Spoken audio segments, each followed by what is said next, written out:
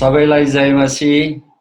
आज बुधबार हामी फेरि हाम्रो बाइबल अध्ययन अन्त्यको समय र अगमबाणीहरू अनि हाम्रो समाज भन्ने विषयमा आजको छलफलहरूलाई हामी सुरुवात गर्नेछौँ। आज म तपाईहरुलाई बितेको भागमा जस्तै त्यसको बाँकी रहेको प्राकृतिक विपत्तिहरूको बारेमा परमेश्वरको वचनबाट चर्चा गर्न गइरहेको छु। यो प्राकृतिक विपत्तिको सम्बन्धमा हामी केही कुराहरू, भनाइहरू, विचारहरू विद्वानहरूको अनि समुदायका मानिसहरूको, विश्वासीहरूको हेर्नेछौँ अनि शिक्षित मानिसहरू, वैज्ञानिकहरूको विचारहरू पनि हामी हेर्नेछौँ। यसमा प्राकृतिक विपत्तिहरू जो संसारमा घटिरहेछ, पृथ्वीमा अनि वातावरणमा, आकाशमा, विभिन्न क्षेत्रमा, त्यो के वास्तवमा परमेश्वरको क्रोध हो त? त्यस्तो घटनाहरू किन घटिरहेछ? या त त्यो परमेश्वरको क्रोध होइन, वा विद्वान मानिसहरू, वैज्ञानिकहरू, शास्त्रीहरूले भनिरहेछन् त्यो एउटा प्राकृतिक नियति हो, प्राकृतिक नियम हो। प्रकृतिमा उत्पन्न भएको विकृतिको कारण, खराबीको कारण यो कुराहरू भइरहेछ भन्ने विचार छ। अब यो के हो त? वास्तवमा परमेश्वरले पृथ्वीका मानव जातिहरूले उहाँलाई नपछ्याएको, आराधना नगरेको, उहाँको मूल्य मान्यतामा, सत्यतामा जीवन नजिएको, पेशा, व्यवसाय, काम र सम्बन्धहरू परमेश्वरले सोचे अनुसार नराखेर यो कुराहरू मानिसहरूलाई उनीहरूको अवस्थामा चेतावनी दिनको निम्ति, सुधार गर्नको निम्ति, परमेश्वरतर्फ मानिसहरूको विचार र व्यवहारलाई फर्काउनको निम्ति यो भइरहेछ, वा त वैज्ञानिकहरूले भने जस्तो, विद्वानहरूले भने जस्तो, विचारकहरूले भने जस्तो यो चाहिँ एउटा पृथ्वी एउटा ठोस वस्तु हो अनि यो एउटा यसको आफ्नै गति र नियमहरू छ, त्यो गति र नियममा आएको खराबीको कारण यो भइरहेछ। यसमा के छ? तपाईहरुलाई कस्तो लाग्छ? हामी सबैले बाइबल पढेको छौँ, वर्षौंदेखि बाइबलको शिक्षाहरू पाइरहेछौँ अनि वर्षौंदेखि हामी कैयौं प्राय सबै विश्वासीहरूलाई परमेश्वरले आत्मिक अगुवाई गर्नुहुन्छ, वचनको प्रकाशहरू दिइरहनु भएको छ, अगमबाणीहरू दिइरहनु भएको छ, सपना दर्शनहरू दिइरहनु भएको छ, आत्मिक अगुवाईहरू, प्रेरणाहरू विश्वासीहरूले पाइरहेको अवस्था छ। यो सबै कुरा हेर्दा हामीलाई कस्तो लाग्छ? त्यो एउटा विचारको छलफलको अनि हामी विश्वासीहरूले हाम्रो समझ बनाउने, अरूहरूलाई हाम्रो समझलाई साट्ने कुरा हुन सक्छ। अब अन्त्यको समय भनेको बप्तिस्मा दिने यूहन्ना अनि येशू ख्रीष्टको समयदेखि नै बीचमा पर्ने महासङ्कष्टको समयपछि, महासङ्कष्टको समय सिद्धिएर त्यसपछि फेरि जो समय बाँकी रहन्छ पृथ्वीको महाविनाशसम्मै, यो समयलाई अन्त्यको समय भनेर भनिएको छ। हामीले थाहा पाइसकेको छौँ कि जब येशू ख्रीष्ट आउनुभयो अनि उहाँले अन्त्यको समयमा आउने सङ्कष्टहरूको बारेमा विश्वासीहरूलाई अगाडिबाटै सूचना पनि दिनुभयो, चेतावनी पनि दिनुभयो। अनि यो महासङ्कष्टको समयमा के कुराहरू पर्छन् भन्ने कुरा चाहिँ अहिले हामी चर्चाको श्रृङ्खलामा छौँ। महासङ्कष्टको समय चाहिँ अन्त्यको समयमा बीचमा पर्न आउने एउटा समय अवधि हो अनि त्यो समय अवधिलाई हामीले तिथि मितिमा भन्न नसके तापनि हामीले त्यो समयलाई चाहिँ, त्यो अवधिलाई चाहिँ आंकलन गर्ने, वचनको आधारमा हेर्न सक्ने अवस्था चाहिँ छ। तर महासङ्कष्टको समय सिद्धिएपछि 1000 वर्षको समय आउँछ भनेर बाइबलले बताउँछ। त्यो पछि फेरि जनजीवन सामान्य हुन आउँछ अनि बन्धनमा राखिएको, अतल कुण्डमा राखिएको शैतानलाई परमेश्वरले छोडिदिनुहुन्छ अनि पृथ्वीको चारैतिरबाट फेरि त्यसले मानिसहरूलाई बहकाउन सुरु गर्छ, मानिसहरूलाई भ्रष्ट बनाउन सुरु गर्छ। अनि त्यो समयदेखि लिएर पृथ्वीको महाविनाश अर्थात् हामी बाँचिरहेको हाम्रो हरियाली हराभरा भएको सुन्दर हिमालहरू भएका जीवजन्तु वनजङ्गल सौन्दर्यले भरिपूर्ण यो पृथ्वीको चाहिँ उमेर सिद्धिन्छ। अब एउटा कुरा यहाँ हामीले विचार गरौँ, यदि संसारमा पनि बाइबललाई विश्वास नगर्ने मण्डली नआउने मानिसहरूले पनि प्राकृतिक प्रकोपहरू परेको बेलामा अनि मानिसको ज्ञान भन्दा मानिसले जानिरहेको नियमित कुराहरूले पनि अब के हुन्छ त्यसपछि के हुन्छ भन्ने कुरा मानिससँग त्यो चेतना छ, त्यो शिक्षा छ, ज्ञान छ। तर जब मानिसको त्यो चेतना, त्यो शिक्षा, त्यो ज्ञानले कुनै कुरालाई पर्गेल्दैन, खुट्याउनु सक्दैन, तब मानिसहरूले के भन्छन्? हाम्रो गाउँघरमा संसारभरि नै प्राय मान्छेहरूले भन्छन् यो चाहिँ दैवी प्रकोप हो। दैवी प्रकोप भनेको के? दैवी भनेको मानिसहरूको संसारभन्दा अलग ईश्वरको क्षेत्र भन्ने नै हो। त्यो आत्मिकी क्षेत्र, आध्यात्मिक क्षेत्र नै हो त्यो। अनि त्यस्तो ठुलो घटनाहरू जसले मानिसलाई नाश गर्छ, क्षति पुर्याउँछ, मानिसको जीवन अस्तव्यस्त हुन्छ, मानिसहरूको जीवनमा भएको आनन्द, शान्ति, नियमितता टुक्रिन्छ, त्यसमा खलबली आउँछ, त्यसलाई संसारभरिका मान्छेहरूले दैवी प्रकोप भनेको छन्। यो दैवी प्रकोप भनेर हाम्रो नेपाली भाषामा मात्रै भने होइन। भनेदेखि अब बाइबललाई विश्वास नगर्ने, परमेश्वरलाई साँचो परमेश्वरको रूपमा आराधना नगर्नेहरूले पनि ठुला प्राकृतिक घटनाहरूलाई दैवी प्रकोपको रूपमा लिइरहेको छ भनेदेखि अब हामी फेरि विचार गरौँ, एकछिन विचार गरौँ, यो परमेश्वरको क्रोध होइन, तर यो चाहिँ प्राकृतिक नियति हो। यदि यो प्राकृतिक नियति मात्रै हो भने विज्ञानले के भन्छ? जस्तो भूकम्प गयो, भूकम्प जाँदा जे कुराहरू हुन्छ त्यो भूकम्प जाँदा हुने प्रक्रियाहरू, विधिहरू, तरिकाहरू, त्यो कुरा विज्ञानले मान्छेहरूलाई बताएको छ।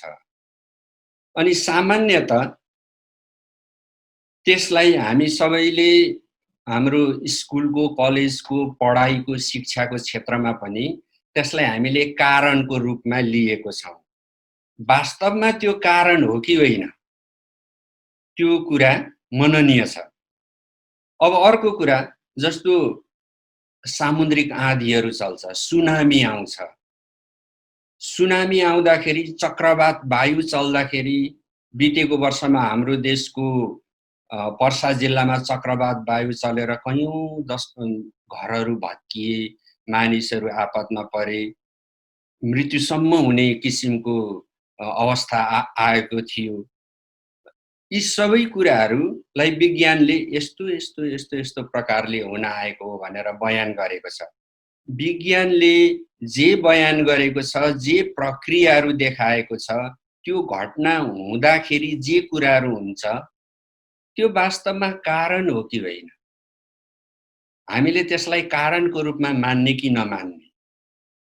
वा चाहिँ त्यो घटना घट्दाखेरि हुन आउने प्रक्रिया मात्रै पो हो कि कारण चाहिँ अर्कै केही छ कि? तपाईलाई कस्तो लाग्छ? कस्मोलोजी भन्ने विज्ञानको एउटा शाखा छ। त्यसले पृथ्वीको वातावरण, गति नियमहरूको अध्ययन गर्छ र भौतिक कुराको अध्ययन सँगसँगै कस्मोलोजी भन्ने विषयले चाहिँ फिलोसफी, विचारहरूको पनि अध्ययन गर्छ हैन? दर्शनशास्त्रीय विचारहरूको पनि अध्ययन कस्मोलोजीमा हुन्छ। कस्मोलोजीले यसो भनेको मलाई थाहा छ, पृथ्वी सुरुमा पृथ्वीको सृष्टि भयो, पृथ्वी बनियो, अनि यो पृथ्वी चाहिँ पृथ्वीको गति, नियम, त्यसको विशेषता अनि पृथ्वीमा हुन आउने सबै कुराहरूको जुन एउटा विशेषता थियो नि, त्यो विशेषता के थियो? राम्रो थियो, असल थियो, फलदायी र लाभदायक थियो। तर त्यस्तो केही घटना घट्यो त्यस्तो एउटा समय आयो, त्यो समयदेखि यता आएर पृथ्वीको गति, पृथ्वीको विशेषता, पृथ्वीको नियमिततामा चाहिँ के आयो? विकृति आयो। अथवा पहिला पृथ्वी जस्तो थियो, लामो समयसम्म त्यो राम्रो देखिएको थियो, अनि कुनै एउटा समय आयो, त्यहाँदेखि यता आएपछि पृथ्वीको गति, नियम, चाल, त्यसले प्रकट गर्ने विशेषताहरू, चरित्रहरूमा बाधा आयो भनेर कस्मोलोजी भन्ने विषयले बताएको छ। अब हामीले उत्पत्ति 1 अध्यायको 1 पद र उत्पत्ति 1 अध्यायको 2 पद हेरौँ। त्यहाँ के छ? म तपाईहरुलाई जहिले पनि विशेष जोड दिँदै आइरहेको छु, बाइबलमा लेखिएको वचन चाहिँ हाम्रो निम्ति प्रमुख कुरा हो। मानिसहरूले दिने विचारहरू, मानिसहरूले ल्याउने शिक्षाहरू, प्रकाशहरू चाहिँ दोस्रो स्थानको कुरा हो। जहिले पनि मानिसहरूले ल्याउने शिक्षा, प्रकाश चाहिँ प्रगतिशील अवस्थामा हुन्छ। त्यो त्यति मात्रै हो भनेर हामी किटान गरेर भन्न सक्दैनौँ, भन्नु पनि हुँदैन, त्यसरी बुझ्नु पनि हुँदैन र लिनु पनि हुँदैन, हो कि? अब म तपाईलाई उत्पत्ति 1 अध्यायको 1 पद पढेर सुनाउँछु। आदिमा परमेश्वरले आकाश मण्डल र पृथ्वी सृष्टि गर्नुभयो। यसले के बताउँछ? परमेश्वरले आकाश मण्डल सृष्टि गर्नुभयो, त्यहाँ भएका सबै थोक, अनि त्यो सँगसँगै पृथ्वी सृष्टि गर्नुभयो भनेको छ। अब यदि यसलाई हामीले परमेश्वरले पहिला पृथ्वी आकाश सृष्टि गर्नु भइसकेको थियो, हामीले मान्यौं, हामीले त्यो विश्वास गर्यौं, भइसकेको थियो, त्यसो हो भने 1 अध्यायको 2 पदमा के छ? पृथ्वी आकार बिनाको र शून्य थियो, अथाह समुद्रमाथि अन्धकार थियो र परमेश्वरका आत्मा पानीमाथि परिभ्रमण गर्दै रहनुहुन्थ्यो। अनि 3 पददेखि उता चाहिँ के लेखिएको छ? पृथ्वी सुधार गरिएको, परिमार्जन गरिएको, त्यसलाई फेरि बनाइएको, अनि त्यसपछि सृष्टिका अरू कुराहरू, वनस्पतिहरू, वातावरणहरू, मानिसहरू, जीवजन्तुहरू आएको कुरा उत्पत्तिको पुस्तकले बताउँछ। प्रियहरू, तपाईले यहाँ ध्यान दिनुस्, उत्पत्ति 1 अध्यायको 1 पद र 1 अध्यायको 2 पदमा एउटा खाडल छ, एउटा फरक छ। त्यो फरकको बारेमा पृथ्वीमा वैज्ञानिकहरूको बीचमा, दार्शनिकहरूको बीचमा, विचारकहरूको बीचमा, विद्वानहरूको बीचमा, कस्मोलोजी विषय क्षेत्रका विज्ञहरूको बीचमा प्रशस्तै चर्चा, परिचर्चा, अध्ययन, अनुसन्धान, भनाइहरू छन्। उत्पत्ति 1 अध्यायको 1 पदमा परमेश्वरले पृथ्वी बनाउनु भयो, अर्थात् बनाइसक्नु भयो, बनियो, आकाश मण्डल पनि बनियो। अब फेरि 1 अध्यायको फेरि 2 पदमा के छ? पृथ्वी आकार बिनाको र शून्य थियो, अथाह समुद्रमाथि अन्धकार थियो, परमेश्वरको आत्मा पानीमाथि परिभ्रमण गर्दै रहनुहुन्थ्यो। अनि 3 पददेखि के छ? अनि परमेश्वरले फेरि त्यो पृथ्वीलाई राम्रो बनाउनु भयो, फेरि सुधार गर्नुभयो। अघि मैले तपाईलाई एउटा कुरा बताएँ, कस्मोलोजीले के भन्छ? पृथ्वी सृष्टि थियो अनि त्यो राम्रो असल थियो। कस्मोलोजीले बताउने कुराहरू चाहिँ के हो भनेर भन्नुहुन्छ भने पृथ्वीमा भएका त्यसको विभिन्न थोक वस्तुहरू, पृथ्वीको आकार, अनि पृथ्वी एउटा डल्लो हो, अनि त्यो भित्र विभिन्न किसिमको पत्रहरू छ, तहहरू छ, विभिन्न कुराहरू छ, अनि पृथ्वीको वरिपरि वातावरण छ, अनि पृथ्वीसँग पुनः उत्पादन गर्ने क्षमता छ, शक्ति छ। किनभने परमेश्वरले पृथ्वीलाई चाहिँ पुनः उत्पादन गर्ने, उर्वरक बनाउने क्षमता दिनुभएको छ। यो सबै चरित्र विशेषताहरूलाई वैज्ञानिक हिसाबले अध्ययन, मनन गर्दा, परीक्षण गर्दा कस्मोलोजीका विज्ञहरूले, वैज्ञानिकहरूले पाएको कुरा चाहिँ त्यो हो। अनि उनीहरूले के भने, तर एउटा त्यस्तो समय आयो जुन समयदेखि यता चाहिँ पृथ्वीको त्यसरी पृथ्वीले आफैलाई प्रकट गर्ने, पृथ्वीले अरू कुराहरू उत्पादन गर्ने, उर्वरक हुने जो प्रक्रिया हो नि, त्यो प्रक्रियामा केही डिस्टर्बेन्स, केही बाधा, केही अडचन, केही विकृति आयो भनेर भनेको छ। तर यो भनेको छैन कि कुन समयमा त्यो आयो अनि के कारणले आयो, कसको कारणले आयो, किन आयो, त्यो चाहिँ कस्मोलोजीले अहिलेसम्म बताइरहेको छैन। हुनसक्छ आउने समयहरूमा कस्मोलोजीले बताउला।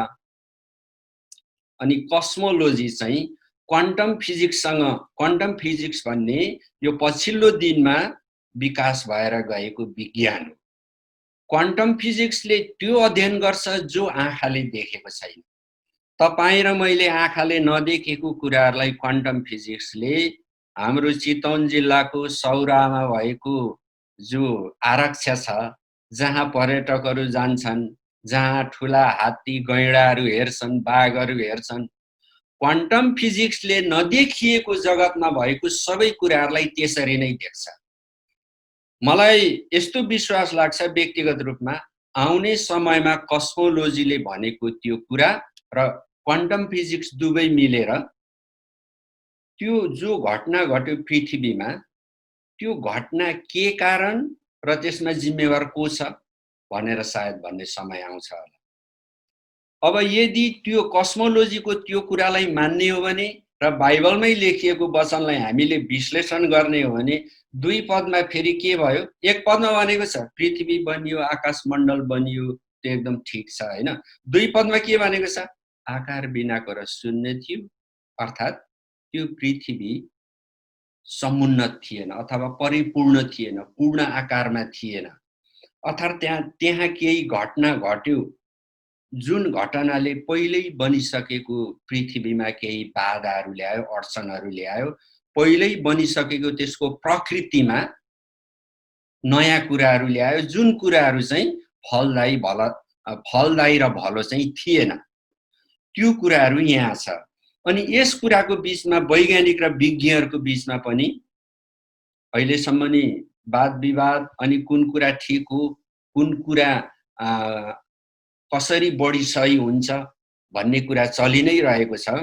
अनि यस्ता परस्पर विरोधी फरक विचारहरूलाई हामीले समर्थनको रूपमा वा विरोधको रूपमा नबुझेर हामीले ती सबै कुरालाई कसरी बुझ्नुपर्छ भन्दा मानिसमा आउने ज्ञान, शिक्षा, प्रकाश चाहिँ परमेश्वरको कृपा हो, अनुग्रह हो। अनि परमेश्वरले मानिसलाई अनुग्रह गर्दाखेरि सबै कुराहरूको पूर्ण चित्र एकैचोटि दिनुभएको छैन, दिनुहुन्न र आउने समयमा के हुँदै जान्छ? परमेश्वरको प्रकाश चाहिँ निरन्तर एक आपसमा बढेर जाँदै जान्छ। त्यसकारणले पहिला भनेको कुरा पूर्ण रूपमा गलत, बेठिक वा त्यसलाई चाहिँ हामीले नकारात्मक रूपमा हेर्ने, अनि नयाँ आएको कुरा चाहिँ सकारात्मक, एकअर्काको विरुद्धको रूपमा हेर्ने, त्यो किसिमको हाम्रो बुझाइ समझ हुनु चाहिँ त्यति उत्पादक देखिँदैन, किनभने सबै कुराहरू प्रगतिशील रूपमा छन्। अब त्यसो हो भने उत्पत्तिको किताबलाई लिएर नि हेर्दा के हुन्छ भने बिचमा केही निश्चय नै गडबडी भयो होला। बिचमा केही त्यस्तो कुरा आइपर्यो जसले पृथ्वीको त्यो बनिएको पृथ्वीलाई केही कुरूप बनायो, विकृत बनायो। अब त्यसरी हेर्ने हो भने के कुरा आउँछ भन्दाखेरि पृथ्वीमा जे घटना घट्यो त्यो घटना के हो? विकृति हो, भलाइको विरुद्ध हो, मानिसहरूको आनन्द, शान्ति र सृष्टिको विरुद्ध हो। त्यो भएको कारण कस्मोलोजीलाई मान्दाखेरि त्यो भएको कारण अब पृथ्वी आफैमा पृथ्वी एउटा सङ्गठनको रूपमा, एउटा आफ्नै प्रकारको विशेषता भएको एउटा सङ्गठित वस्तुको रूपमा पृथ्वीलाई हेर्ने हो भने कस्मोलोजीले भनेअनुसार त्यो समयदेखि यता चाहिँ पृथ्वीमा विकृति छ भन्ने मान्ने हो भने पनि जो विपत्तिहरू आइरहेछन्, जो भूकम्पहरू आइरहेछ, सुनामीहरू आइरहेछ, महामारीहरू आइरहेछ, अनि चक्रवात वायुले मानिसको गाउँ, सहर, समुदाय नै तबाह गरिरहेको छ पृथ्वीको विभिन्न भागमा। यी कुराहरू, यो विकृति कसरी आयो त? यो विकृतिको पछाडि के छ? हैन? यो एउटा हाम्रो सोच विचारको कुरा हुन सक्छ। तर यदि हामीले हाम्रो विश्वास अनुसार हेर्ने हो भने र बाइबलको पुरानो नियम नयाँ नियममा पनि हेर्ने हो भने के देखिन्छ? विपत्तिहरू सबै विपत्ति एक नम्बरदेखि अन्तिम नम्बरसम्मका सबै विपत्ति परमेश्वरले मानव जातिलाई चेतावनी दिनको निम्ति अनि उनीहरूको विचार र व्यवहारलाई परमेश्वरतर्फ फर्काउनको निम्ति एउटा सजायको रूपमा नै विपत्ति पठाएको भनेर हामीले भन्न उपयुक्त नहोला। तर कतिपय विपत्तिहरू परमेश्वरले मानव जातिलाई उहाँको अस्तित्वलाई सम्झिनको निम्ति उहाँतिर हृदय फर्काउनको निम्ति पठाएको हामी बाइबलमा प्रशस्तै वचनहरू पाउँछौँ, निश्चय नै पाउँछौँ। त्यसो हुँदाखेरि आज प्राकृतिक विपत्तिको जो हामी चर्चा गर्दैछौँ, अब म तपाईहरुसँग प्राकृतिक विपत्तिलाई हामीले बुझ्दाखेरि हाम्रो मानविकी साधारण अवस्थाको हिसाबले मानिसले बेहोर्नु पर्ने दुःख कष्ट सङ्कष्टको हिसाबले मात्रै हेर्दाखेरि कहिलेकाहीँ यस्तो पनि लाग्न सक्ला, महासङ्कष्ट वा विपत्ति भनेको सुरु भएपछि त्यो एकदम निरन्तर चलेर जान्छ, सबै नाश हुन्छ भन्ने किसिमको जस्तो हताशाको नकारात्मक विचारहरू आउन सक्छ। तर बाइबल पढ्दा हामीले त्यसरी त्यसलाई बुझ्नु पनि हुँदैन। अनि केही पनि हुँदैन भनेर हामी ढुक्कमा बिना तयारी रहनु पनि हुँदैन। म व्यक्तिगत रूपमा विश्वास गर्छु अहिले बाँचिरहेको विश्वासीहरू, यो दशकमा आउने दशकमा बाँचिरहेको विश्वासीहरू हामी महासङ्कष्टको समयमा प्रवेश गरिसकेको छौँ। पृथ्वीको मण्डली परमेश्वर येशू ख्रीष्टले बताउनु भएको अन्त्यको दिनको महासङ्कष्टको समय अवधिमा हामी बाँचिरहेको मण्डलीहरू हौँ। त्यसकारण तथापि बाइबलमा बताइएको अन्त्यको समयमा हुने सङ्कष्ट र महासङ्कष्टहरू चाहिँ त्यसको प्रकृति चाहिँ कस्तो छ भन्दाखेरि समय चक्रमा हुने किसिमको छ।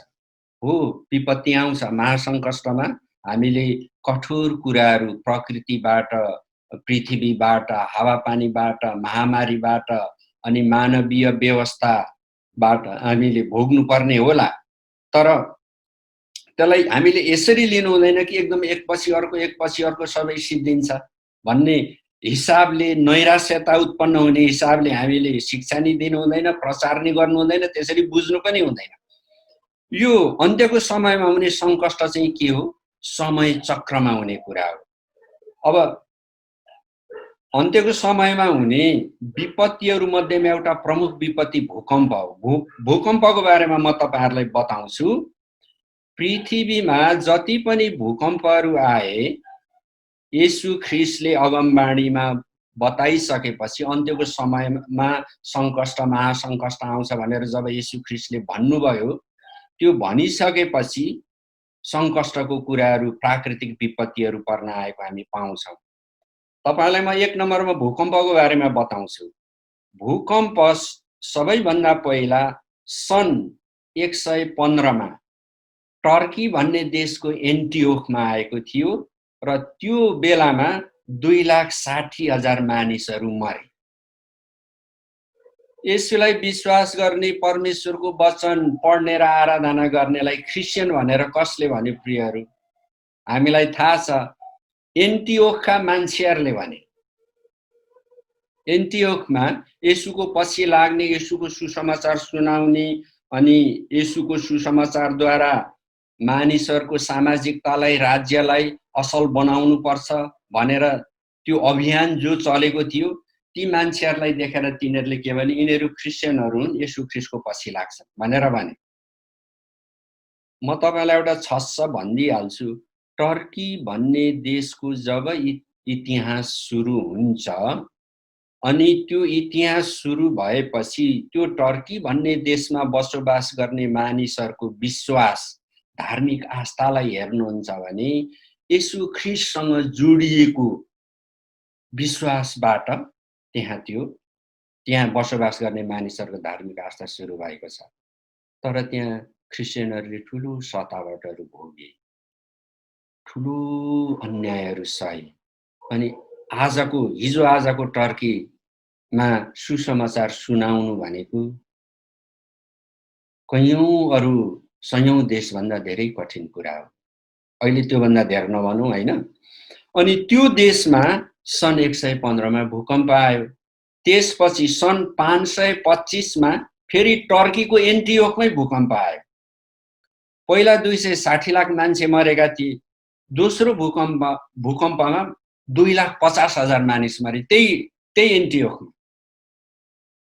त्यसपछि अर्को भूकम्प 856 मा आयो। त्यो चाहिँ दामघान भन्ने ठाउँमा इरान देशमा। त्यहाँ 2 लाख मानिसहरू मरे। म यहाँ ठुल्ठुलो भूकम्प मात्रै तपाईलाई सुनाइरहेको छु है। अनि 893 मा अर्मेनियाको दाबिन भन्ने ठाउँमा आयो। 1,50,000 मानिसहरू मरे। त्यस्तै 1149 मा गान्जाओ भन्ने ठाउँमा अजरबैजान भन्ने देशको गान्जाओ भन्नेमा आयो। त्यहाँ 2,30,000 मरे। अनि 1255 अर्थात् 90 साल नेपालमा भूकम्प आयो हैन। हामी सबैलाई थाहा छ। हामीले कति गाइनेको गीत पनि सुनेको छौँ भूकम्पको। त्यसमा त्यतिखेर मानिसहरूको गणना भएन, तर उपत्यकामा बस्ने 3 भाग मानिसहरूमा 1 भाग मानिसहरू मरे भनेर नेपालमा रेकर्ड राखिएको छ। यो 1255 को कुरा हो। अब 1556 चीनमा सान्सी क्षेत्रमा भूकम्प आयो। त्यसमा 8,30,000 मरे। अब फेरि 1920 मा गाङ्सु चाइनामा आयो। 2 लाख मान्छे मरे। 1923 मा टोकियोमा आयो। 1,42,800 मानिस मरे। फेरि चीनको ताङसान भन्ने ठाउँमा आयो। 2,42,769 मान्छे मरे। अनि फेरि सुमात्रा इन्डोनेसियामा आयो। 2,27,879 मान्छे मरे। अनि 2010 मा हैटीको पोर्ट ओ प्रिन्स भन्ने ठाउँमा, जो चाहिँ राजधानी हो, त्यहाँ भूकम्प आयो। 3,16,000 मानिसहरू मरे। अनि 2015 साल अप्रिल 25 तारिखमा नेपालमा 8,964 मान्छे मरे। नेपालमा 8,964 मान्छे मर्दाखेरि नेपालभर जुन त्रास थियो, जीवनमा जो नैराश्यता आएको थियो, सोच्नुस् त 2,50,000 अरू ठाउँमा मर्दा के भयो। चीनमा 8,30,000 मान्छे मरे। कति ठुलो त्रासदी हो। यसरी प्रभु येशू ख्रीष्टले भन्नुभएको अन्त्यको समयमा हुने जो विपत्तिहरू, त्यो चाहिँ समय चक्रमा आउँछ र यो पृथ्वीभरिमा त्यो चलि नै रहेको छ। चलि नै रहेछ। विभिन्न ठाउँमा चलिरहेछ। हामीलाई सबै ठाउँमा भएको एकमुष्ट जानकारी नभएको हुनाले कहिलेकाहीँ मैले पाएको छु कतिपय मण्डलीहरूमा विश्वासीहरू काहीँ निराश हुने, या कुनै मण्डलीहरू चाहिँ लु अन्त्यको समय आएछ भनेर त्यहाँको अगुवाहरू पास्टरज्यूहरू नै पनि, मैले दोष लगाएको होइन, अनि खुसी भए जस्तो गर्ने, अन्त्यको समय चाँडै आओस् प्रभु भनेर प्रार्थना गर्ने, यो तीनै प्रकारको कुराहरू हामीले गरेको विश्वासभन्दा फरक कुरा हो। हामी खुसी हुनु पनि खाँचो छैन, आत्तिनु पनि खाँचो छैन, अनि यो अन्त्यको समयलाई एकदम आज पछि अर्को अर्को अर्को यसरी श्रृङ्खलाबद्ध बुझ्नु पनि खाँचो छैन। खाँचो एउटै कुराको छ, हाम्रो विश्वास, हाम्रो काम, हाम्रो विचारलाई हामीले सिधा मार्गमा लगाउनु खाँचो छ। अनि अहिले हामी महासङ्कष्टको समय अवधिमा बसिरहेछौँ। अनि यो महासङ्कष्टको समयमा चाहिँ अन्त्यको समयमा हुने जति पनि विपत्तिहरू छ, त्यो भन्दा महासङ्कष्टको समय अवधिमा हुने विपत्तिहरूको शक्तिपना, त्यसको घातकपना, त्यसको मारक क्षमता, त्यसको प्रभाव, त्यसले नाश गर्ने त्यसको सामर्थ्य बढी छ। अनि हामी त्यो समयमा हामी अहिले बाँचिरहेको छौँ र हामीले चाहिँ हाम्रो मण्डलीलाई त्यो समयको निम्ति तयार गर्नुपर्छ। त्यो समय भनेको के? मैले केवल भूकम्प गएको बेला बाँच्ने कुरा वा चक्रवात वायु चलेको बेला हाम्रो घर उडाएर नलैजाओस् भन्ने कुरा वा हाम्रा विश्वासीहरू चाहिँ समुद्र किनारमा घर बनाएर बसिरहेको छन् भने सुनामी आउँदा छालले हाम्रो विश्वासीहरूको घर नलैजाओस् नबिगारोस् भन्ने कुरा होइन। एउटा कुरा यो हो। अनि अर्को कुरा चाहिँ के हो, येशू ख्रीष्ट आउँदै हुनुहुन्छ, उहाँको पुनः आगमन हुँदैछ। दोस्रो आगमन होइन है प्रियहरू, तपाईले दोस्रो आगमन नसोच्नुहोस्। दोस्रो आगमनको कुरो अर्कै छ। अहिले दोस्रो आगमन अगाडि येशू ख्रीष्ट चाहिँ पुनः आगमन हुँदै हुनुहुन्छ अनि हामी येशूमा विश्वास गर्ने सबै विश्वासीहरूलाई परमेश्वरले उठाइ लैजाने उहाँको इच्छा छ। अनि अर्को इच्छा चाहिँ के छ, पुनः आगमन हुनुभन्दा अगाडि महासङ्कष्टको समयमा दुःख पर्ने, विपत्तिहरू आउने, विपत्तिमा उहाँको मण्डली बाँचोस्, सशरीर बाँचोस् भन्ने उहाँको इच्छा छ। किन बाँच्ने? छिमेकीहरूको निम्ति साक्षी हुनको निम्ति, गवाही दिनको निम्ति। म तपाईलाई एउटा घटना सुनाइहाल्छु। गुजरात राज्यको सुरत भन्ने सहरमा केही वर्ष अगाडि ठुलो भूकम्प गयो, हजारौं घरहरू भत्के अनि सयौं मानिसहरू मरे। अनि घर भत्किनेहरूमा विश्वासीको घर पनि थियो। तर त्यहाँ एउटा अचम्मको कुरा भयो। उत्तिकै घर भत्किएको छ, उत्तिकै मात्रामा, तर विश्वास गर्नेको घरमा एकजनालाई पनि एउटा नि चोट लागेको छैन। त्यो किन भएको? परमेश्वरले तपाईं र मलाई उहाँको क्षमता एकदमै कठिन समयमा पनि तपाईं र मेरो निम्ति उहाँको क्षमता कति छ, उहाँको सिप के छ। एउटा घर पुरा भत्केर एकै ठाउँ थुप्रेको छ, अर्को घरमा मान्छे मरेका छन्, हड्डी खुड्डी भाँचिया छ, अनि यो घरमा मान्छेलाई चोट लागेको छैन भने पृथ्वीमा भएको कुनै पनि रेस्क्यु गर्नेहरूले, उद्धार गर्नेहरूले, प्राविधिक व्यक्तिहरूले त्यस्तो अवस्थामा मानिसको उद्धार गर्न सक्ला? येशू ख्रीष्टले तपाईलाई हामीलाई उहाँको सिप देखाइरहनु भएको छ। उहाँको सिप चाहिँ प्रशस्त छ। भोलि ठुलो भूकम्प जाला, सबै घरहरू भत्केला, तर येशूसँग सिप छ तपाईलाई बचाउने। त्यो एउटा सानो उदाहरण उहाँले दिनुभयो, त्यो पनि एउटा कठिन ठाउँमा, कठिन परिस्थिति, कठिन देशमा। यो के हो भन्दाखेरि तयारीको कुरा हो। अब म तपाईलाई अर्को सुनामीको कुरा गर्छु। सुनामी भनेको चाहिँ समुद्र सतहमा भूकम्प आउँदा त्यहाँको पानी छालको रूपमा किनारतिर आउनु अनि किनारमा भएको सहरहरू, देशहरू सबै बढाएर लानु सुनामी हो। सामुद्रिक छाल। सबैभन्दा पहिलो सुनामी सन् 365 जुलाई 21 तारिक क्रेतीमा आयो। तपाईले बाइबलमा पढेको कुरा कतै याद गर्नुभएको छ? एक ठाउँ यस्तो लेखेको छ, परमेश्वरले भन्नुभयो, समुद्र किनारमा बस्ने धूर्त क्रेतीहरू, सुन्नुस् है, समुद्र किनारमा बस्ने धूर्त क्रेतीहरू। यो कुनै एन्थ्रोपोलोजिस्टले भनेको होइन, यो कुनै सोसियोलोजिस्ट, समाज विज्ञानीले पनि भनेन, यो कुनै फेलोशिप, पीएचडी फेलोशिप गर्ने खोजकर्ताले नि भनेन। यो सबै परमेश्वर जो हुनुहुन्छ उहाँले भन्नुभयो। यो क्रेती भन्ने ठाउँ हालमा चाहिँ ग्रीस देशमा छ। यो क्रेती चाहिँ कुनै एउटा सानो ठाउँ होइन। एउटा क्रेती भन्ने ठाउँमा त कैयौं सहरहरू थियो त्यो पुरानो समयमा। तर प्रभुले के भन्नुभयो? समुद्र किनारमा बस्ने धूर्त क्रेतीहरू। तपाईलाई कस्तो लाग्छ? परमेश्वरको यो वचन सुन्दा परमेश्वरले क्रेतीहरूसँग परमेश्वरको हृदय आनन्द भएछ भने जस्तो लाग्छ कि परमेश्वरलाई अलि झोकै चलेको हो कि भन्ने जस्तो लाग्छ कि परमेश्वर दिगदार हुनुभएछ यो समुद्र किनारमा बस्ने क्रेतीहरूसँग भने जस्तो लाग्छ? त्यो तपाईले आफ्नो हृदयमा यी कुराहरूलाई पहिचान गर्नुहोस्।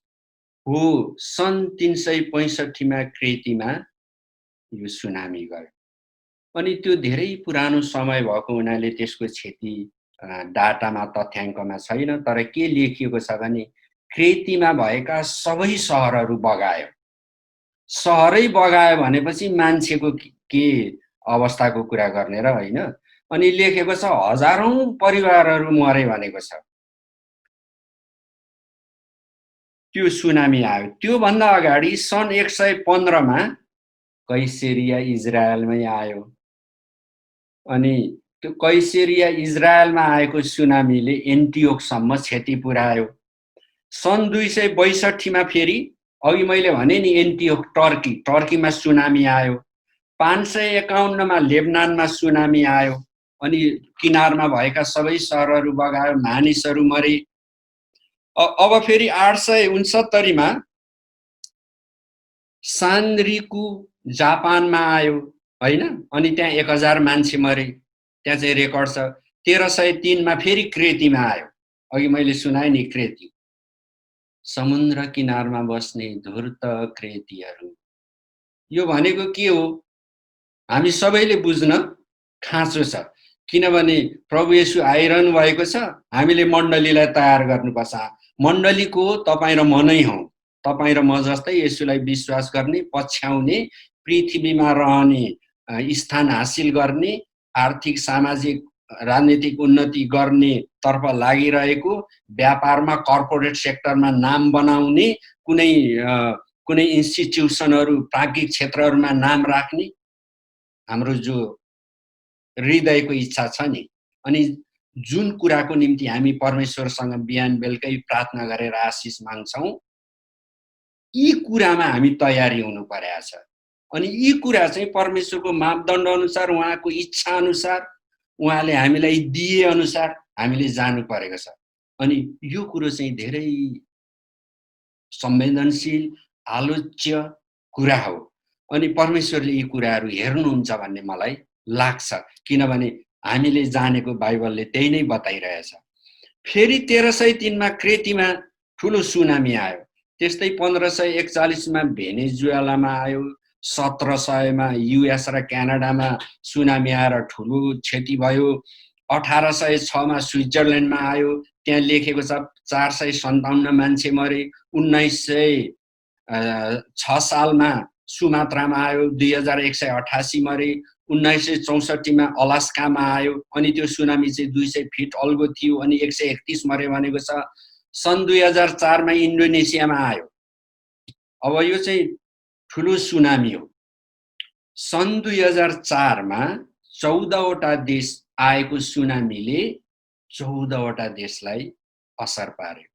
Indonesia, Sri Lanka, Bharat, Thailand, Somalia, Myanmar, Maldives, Malaysia, Tanzania, Sicily, Bangladesh, दक्षिण अफ्रिका, येमन र केन्या गरी 14 देशहरूलाई 2004 साल 26 डिसेम्बरमा आएको सुनामीले कति मानिस मरे भन्दा 2,27,898 मानिसहरू मरे।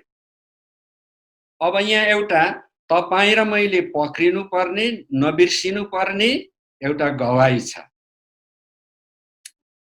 त्यो सुनामी अघि मैले भने नाम भनिसके भारतमा आयो। अनि त्यहाँ एउटा गवाई छ। भारतमा गोवा भन्ने एउटा राज्य छ। अनि त्यो चाहिँ समुद्र किनारमा पर्छ। अनि त्यो गोवामा समुद्र किनारमा एकजना विश्वासी हुनुहुँदो रहेछ। अनि उहाँले त्यो विश्वासीले समुद्र किनारको त्यो रमणीयतामा, त्यो सुन्दर हावापानीमा, त्यो स्वच्छतामा, अनि त्यो एकदमै असल स्वस्थकर वातावरणमा घर बनाउने उहाँले योजना बनाउनु भयो। अनि घर बनाउने योजना बनाएपछि उहाँले त्यसमा नक्साहरूको तयारी गर्नुभयो। अनि प्रभुले उहाँलाई एउटा दर्शन दिनुभयो। अनि दर्शनमा प्रभुले के भन्नुभयो उहाँलाई भन्दाखेरि, हेर तैँले तेरो घर बनाउँदा त्यो जमिनबाट 14 फिट चाहिँ पहिलो जग बनाउनु। जमिनदेखि 14 फिट अल्गो जग बनाउनु। अनि त्यहाँ माथि तैँले अरू तहहरू थपेर अनि अरू तलाहरू बनाउनु भन्नुभयो। अनि जब उहाँले त्यो भन्नुभयो, अनि कसो गर्दाखेरि उहाँले समुद्रतिर हेर्नुभएछ। समुद्रतिर हेर्दाखेरि समुद्री छालहरू एकदमै धेरै अल्गो छालहरू उर्लेर आइरहेको थियो। त्यहाँ उर्लेर आइरहेको थियो। अनि यो उहाँलाई परमेश्वरले दिनुभएको दर्शन थियो। त्यसपछि उहाँ विश्वासीले त्यहाँ घर बनाउन सुरु गर्नुभयो। अनि 14 फिट जमिनभन्दा 14 फिट अग्लो जग बनाएपछि छिमेकीहरूले अरू मानिसहरूले के भने, यो मान्छे पागल भएछ, यो क्रिस्चियन हो, यसको अलिकति हावा खुस्किएको छ, यो पागल हो भनेर मानिसहरूले ठट्टामा उडाए। जसरी नोहाको समयमा पनि ठट्टामा उडाएको थिए मान्छेले।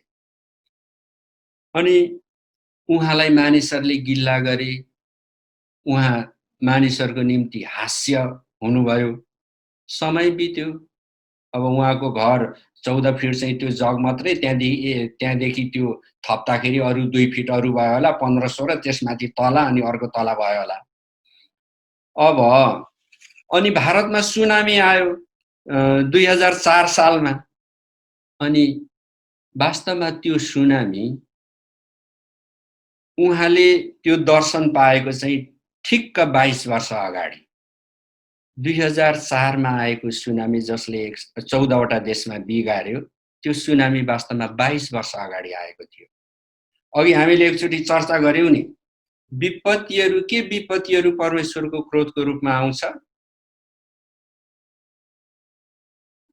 त्यसमा हामी अहिले 100% नजाउँ, 100 नै विपत्ति परमेश्वरको रूपमा नहोला, कतिपय यो वातावरणीय हिसाबले पनि आउँछ। अनि अहिले त्यो कुरामा म पछि आउँदैछु। हामीले यहाँ विचार गर्नुपर्छ, त्यो सुनामी चाहिँ 22 वर्ष अगाडि आएको थियो। अनि 22 वर्ष अगाडि परमेश्वरले आफ्नो मानिसलाई जोगाउनु भयो। परमेश्वर येशू ख्रीष्टको वचनहरू महासङ्कष्टको समयमा जो दिएको छ, जसलाई बुझ्न खाँचो छ, त्यो किन दियो भन्दा उहाँ आफ्नो मानिसहरूलाई जोगाउन चाहनुहुन्छ। अब अहिले मैले तपाईलाई प्राकृतिक विपत्तिमा भूकम्प र सुनामीको कुराहरू सुनाएँ। त्यसमा एउटा कुरा, एउटा साझे रूपमा आएको कुरा तपाईले के याद गर्नुभयो? येशू ख्रीष्टले बोल्नु भएको अगमबाणी अनुसार त्यो सुरुको विपत्ति, प्राकृतिक विपत्तिहरू कहाँ आएको छ भन्दा बेबिलोनको वरपर, इराक, इरान, लेबनान, मध्यपूर्व, इस्रायल त्यहाँ आएको छ। किन आयो होला त? किन त्यहाँ आयो होला? किन टाढो टाढो अन्त आएन? मलाई लाग्छ परमेश्वरले मध्यपूर्वमा, बेबिलोनमा, बेलमा, त्यो इराकमा, सिनार देशमा मानिस सृष्टि गर्नुभयो। अनि छेउमा इस्रायल परमेश्वरको राज्य स्थापनाको निम्ति जाति भाषा धर्म राख्नुभयो। अनि त्यो क्रेती, समुद्र किनारमा बस्ने धूर्त क्रेतीहरू, जो पुरानो नियममा लेखिएको छ, कहाँ लेखिएको छ तपाईले त्यो पढेर निकाल्नु होला र त्यसमा अझै तपाईले अरू मनन गर्नुहोस्। भन्न खोजेको के हो? सुरुवाती प्राकृतिक प्रकोपहरू त्यहाँ किन आयो? हो कि के परमेश्वरको क्रोध र यी ठाउँहरूमा यसरी समान रूपले यी कुराहरू हुनमा केही सम्बन्ध छ? त्यो तपाईँ राम्रो मननको कुरा हो। अब म तपाईलाई मौसम परिवर्तनको बारेमा भन्छु। अर्को विपत्ति के हो? मौसम परिवर्तन। भूकम्प, सुनामी र 3 नम्बरमा छ मौसम परिवर्तन।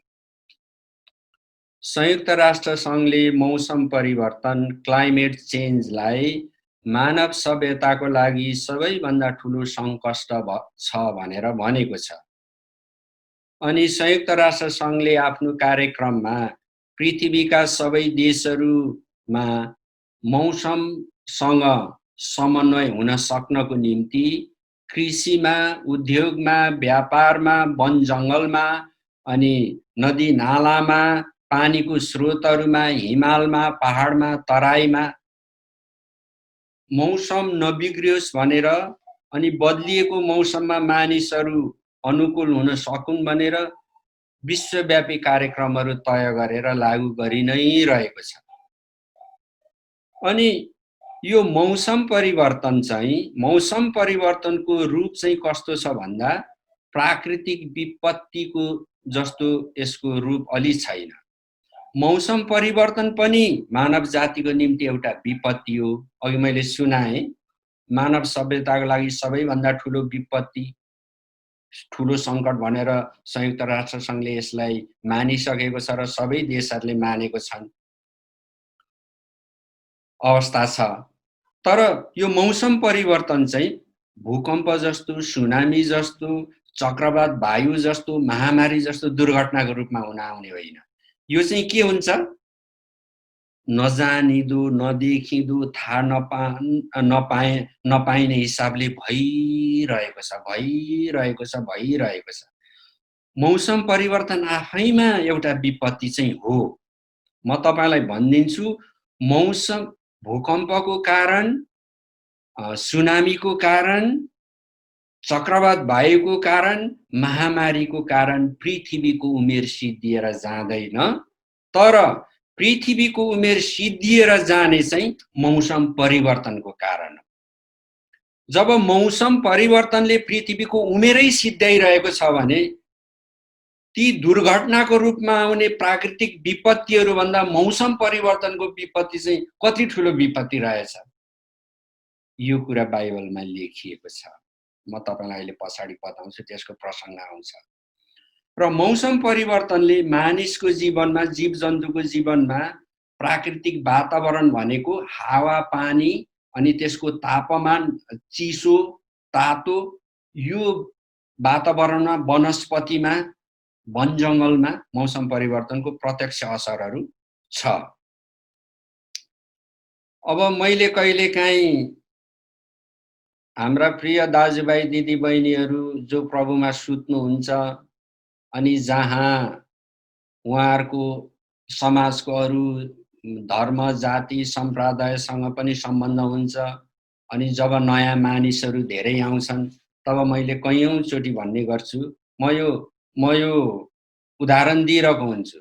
संयुक्त राष्ट्र सङ्घले मौसम परिवर्तनलाई मानव सभ्यताको निम्ति सबैभन्दा ठुलो सङ्कष्ट मानेको छ। तर मानव जातिको निम्ति सबैभन्दा ठुलो सङ्कष्ट चाहिँ मान्छे मर्न नपाउनु हो भनेर म प्रचार गरिरहेको हुन्छु, सुसमाचार सुनाउने मेसो बनिरहेको हुन्छ। अब त्यो झलक्क हेर्दाखेरि विरोधाभासपूर्ण कुरा हो, पागल कुरा जस्तै लाग्छ। मान्छे यहाँ मरिरहेछ, मान्छे मरेको हुनाले हामी भेला भइरहेछौँ। अब हामी चाहिँ भन्दैछौँ कि मान्छे मर्न नपाउनु, मान्छे मर्न नसक्नु चाहिँ मान्छेको ठुलो समस्या हो, मौसम परिवर्तन होइन भन्दैछौँ भनेदेखि त्यो मान्छे, हामी यसको अर्थ के छ भन्दाखेरि पृथ्वी चाहिँ अवश्य नै यसको उमेर छ र पृथ्वी सिद्धिन्छ, पृथ्वीमा भएका मानव जातिहरू सिद्धिन्छन्। तर मानिस चाहिँ अनन्त र आत्मिक जीवन, परमेश्वरकै जीवनमा गाँसिएको हुनाले मानिस नमर्नु, मर्न नपाउनु सबैभन्दा ठुलो सङ्कष्ट हो। त्यसैले त येशू ख्रीष्ट आउनुभयो, त्यसैले येशूले राज्यको सुसमाचार प्रचार गर्नुभयो, त्यसैले येशूले मानव मुक्तिको निम्ति आफ्नो बलिदान दिनुभयो। तर यो महासङ्कष्टलाई अहिले मण्डलीले बेहोर्नु पर्ने कुरा चाहिँ के हो? समय श्रृङ्खलामा भएको कुरा हो। अनि यो पनि हामीले प्रभु येशू ख्रीष्टसँग ठिक प्रकारको सम्बन्धमा नरहँदा, त्यो सम्बन्धलाई निरन्तर नचलाइरहँदा हामी प्रभु येशू आउँदा बाद छोडिने हौँ कि होइन? अनि अब प्रभु येशू ख्रीष्ट आउँदाखेरि छोड्यौँ भने छोडिने सबै मानिसहरूले मुक्ति पाउँदैनन् भनेर हामी भन्न सक्दैनौँ। छोडिएपछि फेरि ठुलो पश्चातापद्वारा ती छोडिनेहरूले पश्चाताप गरेर प्रभुमा जीवन बिताउन खोजे पनि बाइबलमा लेखिएको छ, प्रभु येशू ख्रीष्टको पुनः आगमनपछि पृथ्वीमा सामाजिक, राजनीतिक र मानविकी प्रणालीमा यस्तो सङ्कष्टहरू आउँछ। किन भन्दा ख्रीष्ट विरोधी आइसकेको हुन्छ, विश्व प्रणाली एकल ध्रुवीय विश्व प्रणालीमा गइसकेको हुन्छ। अनि ख्रीष्ट विरोधीले पृथ्वीमा भएको मानविकी प्रणालीमा जुन मूल्य मान्यताहरू ल्याउँछ नि, त्यो मूल्य मान्यता चाहिँ वैधानिक हुन्छ। अनि त्यसले गर्दाखेरि विश्वासमा जिउनु निकै कठिन पर्छ। बाइबलमा लेखेको छ, त्यसपछि चाहिँ कसैले आफ्नै रगतको मोलमा मुक्ति पाउला। अहिले हामीले आफ्नो रगत बहाउनु परेको छैन, कति ठाउँमा दुःखहरू भइरहेछ, त्यो बेग्लै कुरा हो।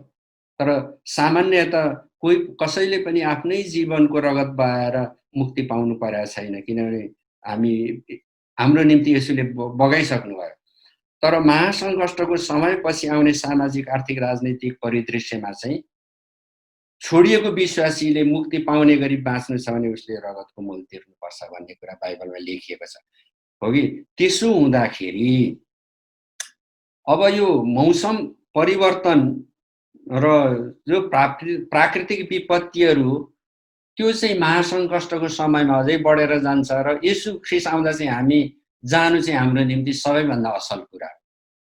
अब मौसम परिवर्तनको बारेमा म तपाईलाई बाइबलमा भएको अगमबाणीहरू भन्न चाहन्छु। बाइबलमा के अगमबाणी लेखिएको छ भन्दाखेरि पुरानो नियममा यो अगमबाणीहरू छ, नयाँ नियममा पनि प्रशस्त अगमबाणीहरू छ।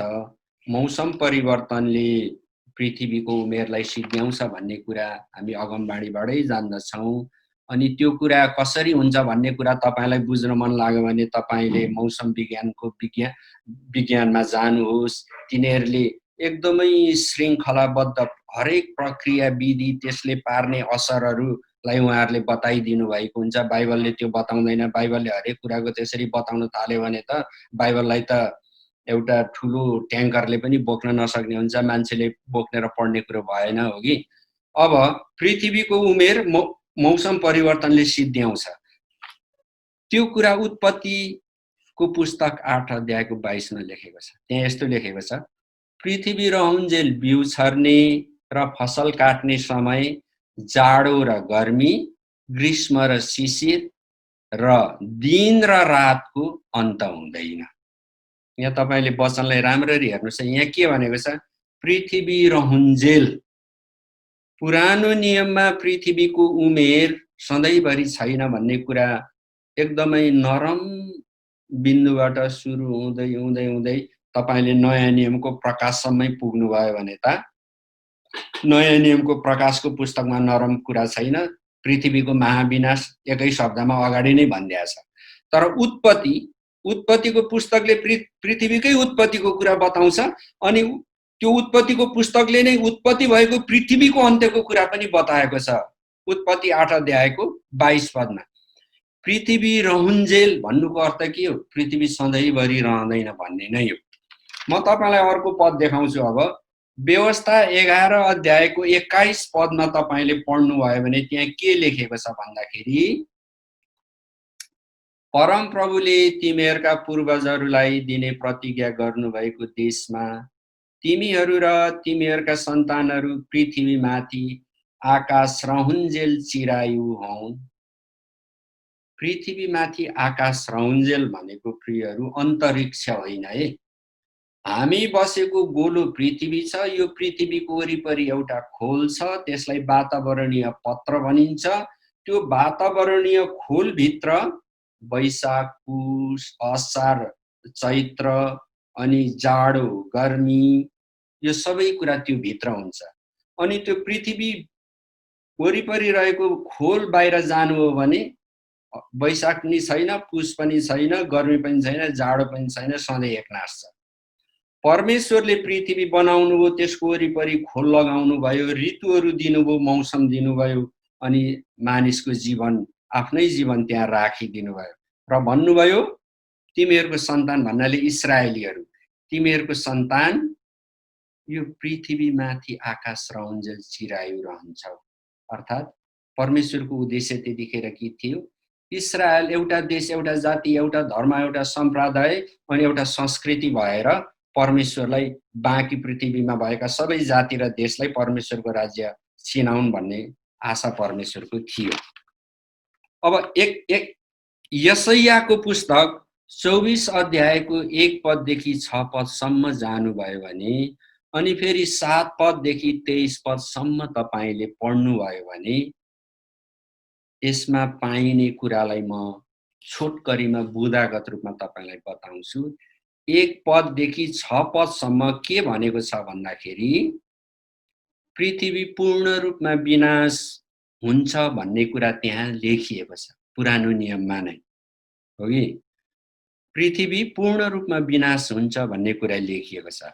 अब फेरि तपाईले 1 पददेखि 23 पदसम्म सुरु पढेर बुझ्नुभयो भने त्यहाँ के लेखिएको छ भन्दा मौसम परिवर्तनको कारण पृथ्वीको मानविकी प्रणाली, अर्थव्यवस्था, कृषि तथा खाद्य र जीवनयापनको साथै बसोबासमा ठुलो र विकराल समस्याहरू आउँछ भनेर यहाँ लेखिएको छ।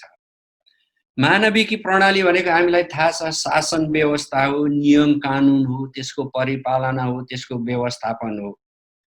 यो मौसम परिवर्तनले अहिले पृथ्वीको देशमा भएको शासकहरू, शासन व्यवस्था, नियम कानुनको पालनामा माथि पनि ठुलो असर पार्दैछ। त्यो कसरी पार्छ भन्ने कुरा हामी बिस्तारै त्यसमा चर्चामा जानेछौँ। अनि यसैयाको पुस्तकमा लेखेको वचनहरूबाट हामी बुझ्छौँ शासकहरू सङ्कष्टमा पर्छन् अनि तिनले उत्पन्न भएको समस्यालाई समाधान गर्नु सक्दैनन् अनि ठुलो अनियमितता हुनेछ। मानिसहरूको समूहहरू दशौं हजार लाखौं मानिसको समूहहरू खाँचोमा पर्नेछ अनि उनीहरू चाहिँ उपयुक्त बसोबास पाउनको निम्ति एक ठाउँबाट अर्को ठाउँमा लावा लस्कर लागेर जानेछन् अनि बाटोमा आउने जेसुकै कुराहरूलाई लुट खसोट गर्नेछन् किनभने भोक मेट्नको निम्ति त्यो हुनेछ। अनि यो पृथ्वीमा जातिहरू कहाँ गएर बस्ने, कहाँ गएर जीवनयापन गर्ने भन्ने कुराहरूको समस्याहरू पर्नेछ। यो यशायाको पुस्तकमा तपाईले पाउनुहुन्छ। तपाईले यसलाई दोहोऱ्याइ तेह्रै चौराई मजाले पढ्नुहोस् अनि यो मौसम परिवर्तनलाई बुझ्नुहोस्। मौसम परिवर्तनमा हुने सुरु नम्बरदेखि अन्तिम नम्बरसम्मका सबै कुराहरूलाई मानविकी सामाजिक बयान यशाया 24 अध्यायको 1 देखि 23 पद नै हो। त्यसकारण परमेश्वरको वचनमा सबै कुराहरू प्रकाश गरिसकिएको छ। अब अघि नै मैले तपाईलाई भने मौसम परिवर्तन चाहिँ कुनै दुर्घटनाको रूपमा हुन आउने कुरा होइन प्रियहरू, हो कि यो चाहिँ दीर्घकाल असरको रूपमा हुन आउँछ। कति त हामीले मौसम परिवर्तन भइरहेको छ भन्ने कुरा हामीलाई थाहै छैन। हाम्रो बितेको पुस्ताहरूले यो कुरा नै बुझेन, तर अहिले आएर हामी बुझ्दैछौँ। किन? यसको असर चाहिँ एकदम बिस्तारै धीमा थियो। म तपाईलाई एउटा उदाहरण दिन्छु। मालदिभ्स भन्ने देश एसियामा पर्छ हैन, समुद्रले घेरिएको देश हो। एक दिन के भयो, मालदिभ्स देशको मन्त्रीमण्डलको सदस्यहरू तैराकीको लुगा लगाएर अक्सिजन बोकेर त्यो सिलिन्डर झुन्ड्याएर मन्त्रीमण्डलका सबै प्रधानमन्त्री अनि अरू मन्त्रीहरू सबै समुद्रमुनि गएर मन्त्रीमण्डलको बैठक भयो। त्यो बैठक किन भएको भन्दा ल हेर्नुस् है, हामी त डुब्ने भयौँ, अब हाम्रो मालदिभ्स देश डुब्दैछ भनेर संसारका सबै देशका मान्छेहरूको ध्यान आकर्षण गर्न, संयुक्त राष्ट्र सङ्घको ध्यान आकर्षण गर्न उनीहरू समुद्रमुनि गएर मन्त्रीमण्डलको बैठक बसेको। अब त्यस्तै हल्यान्ड भन्ने देशले आफ्नो वरिपरि ठुलो पर्खाल लगाइरहेछ किनभने सामुद्रिक छाल आएर नडुबोस् भनेर। त्यसको समुद्र सतहहरू बढेर गइरहेछ। अनि यो मौसम परिवर्तनले यो किसिमको कुराहरू आइरहेछ। अनि मौसम परिवर्तनले हुने अर्को सबैभन्दा मुख्य कुरा के भन्नुहुन्छ भने भूमण्डलीय तापमान वृद्धि। भूमण्डलीय तापमान वृद्धि भनेको के हो? पृथ्वीमा भएको जो तापक्रम हो त्यो बढेर जाने। अघि मैले भने यो पृथ्वी हो, यसको वरिपरि परमेश्वरले एउटा खोल लगाउनु भएको छ अनि भूमण्डलीय तापमान वृद्धि भनेको त्यो ताप चाहिँ कहाँ बढ्छ भन्दा त्यो खोलभन्दा मुनि पृथ्वीभन्दा माथि यो बिचमा हाम्रो आकाशमा। त्यसलाई तपाईले ग्लोबल वार्मिङ भनेर भनेको पाउनुहुन्छ। ग्लोबल वार्मिङ अथवा भूमण्डलीय तापमान वृद्धि। यो भूमण्डलीय तापमान वृद्धि चाहिँ पृथ्वीमा अप्राकृतिक रूपमा अथवा पृथ्वीमा भएका मानिसहरूको जुन किसिमको बसोबास, रहन सहन, अनुकूलता थियो मौसमसँग, त्यसलाई यसले भत्काउँदैछ।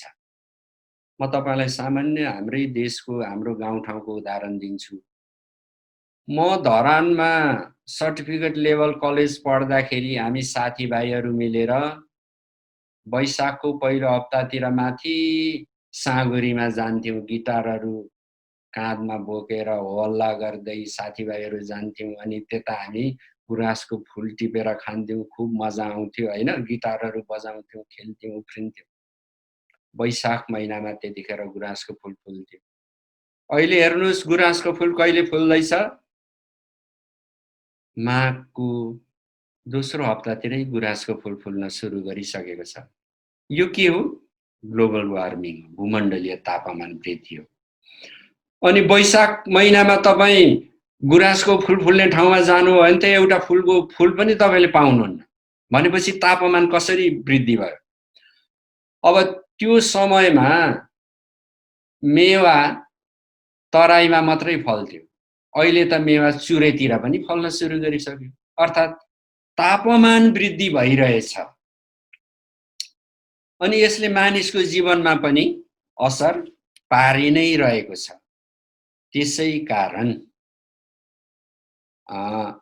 अब यो मौसम परिवर्तनले हाम्रो बसिरहेको पृथ्वीको उमेरै पुर्याइदिन्छ। अहिले म पुरानो नियममा मात्रै छु, नयाँ नियममा पृथ्वीको उमेर सम्बन्धी लेखिएको वचनहरूमा म जान्न। म त्यहाँ जानेछु अर्को पाठमा।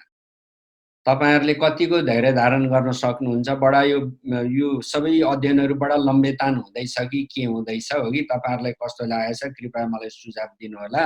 म सकेसम्म सबै कुराहरू प्रष्ट बुझियोस् भनेर लामै लगिरहेको छु।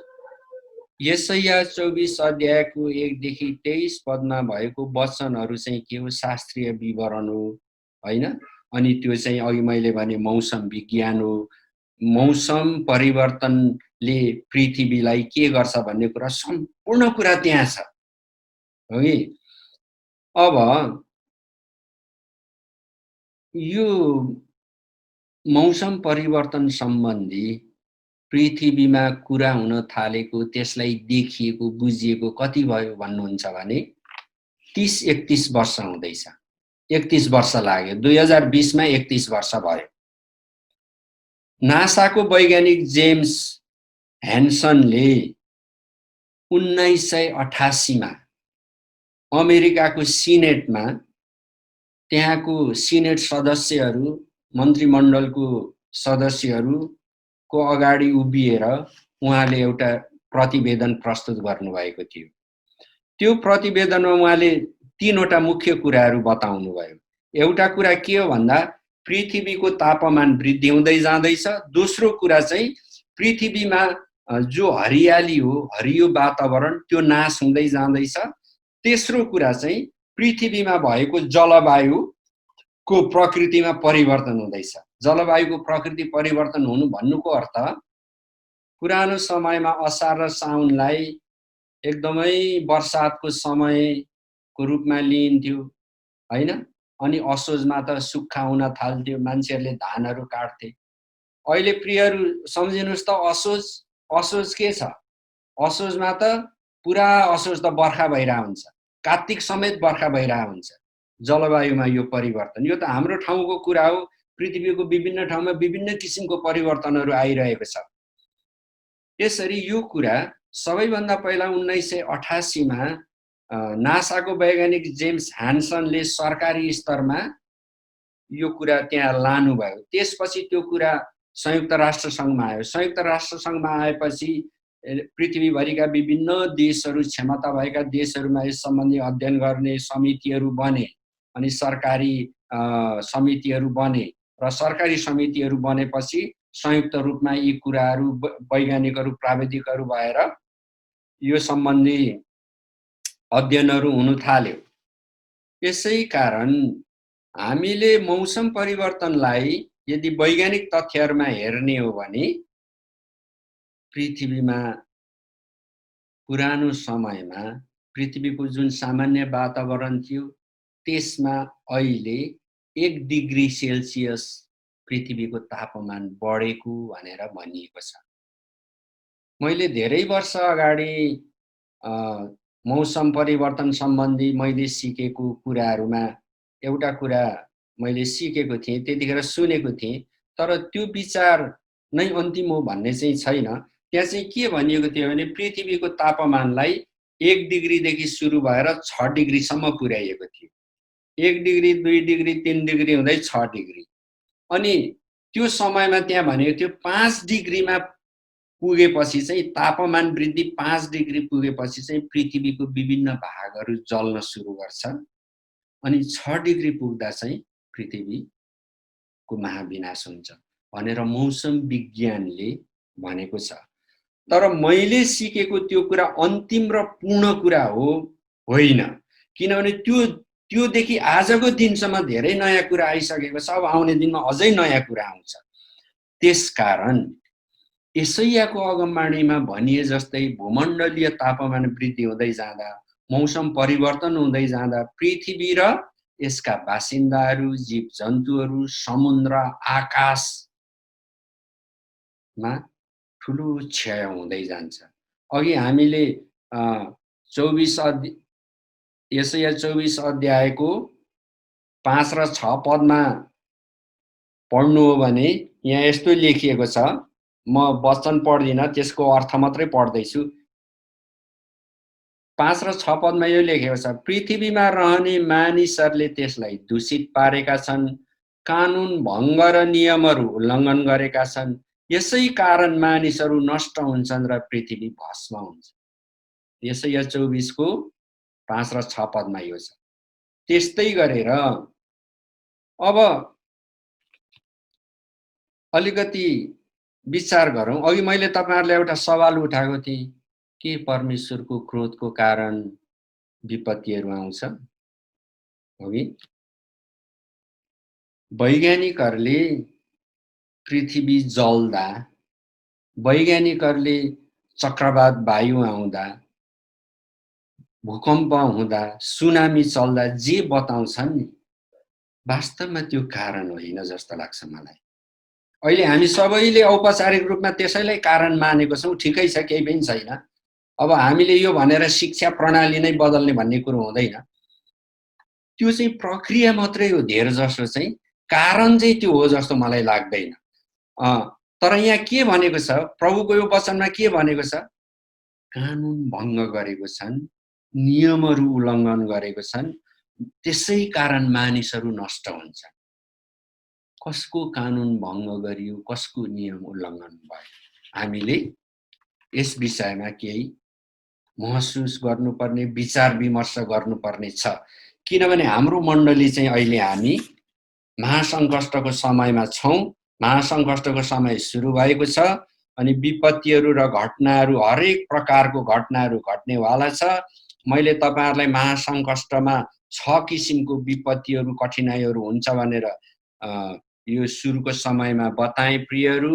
र अहिले चाहिँ पहिलो प्रकारको महासङ्कष्टको कुरा सिद्धिएर दोस्रो प्रकार प्राकृतिक विपत्तिमा छौँ। अब म अर्को पाठमा तपाईहरुलाई नयाँ नियममा प्राकृतिक विपत्तिका कुराहरूमा के छ भन्ने कुराहरू केही चर्चा गर्न चाहन्छु। आउनुहोस्, आजलाई हाम्रो यो बाइबल अध्ययन यही नै राख्नेछौँ। हामी प्रभुलाई धन्यवाद दिएर यो अध्ययनलाई अन्त्य गर्नेछौँ।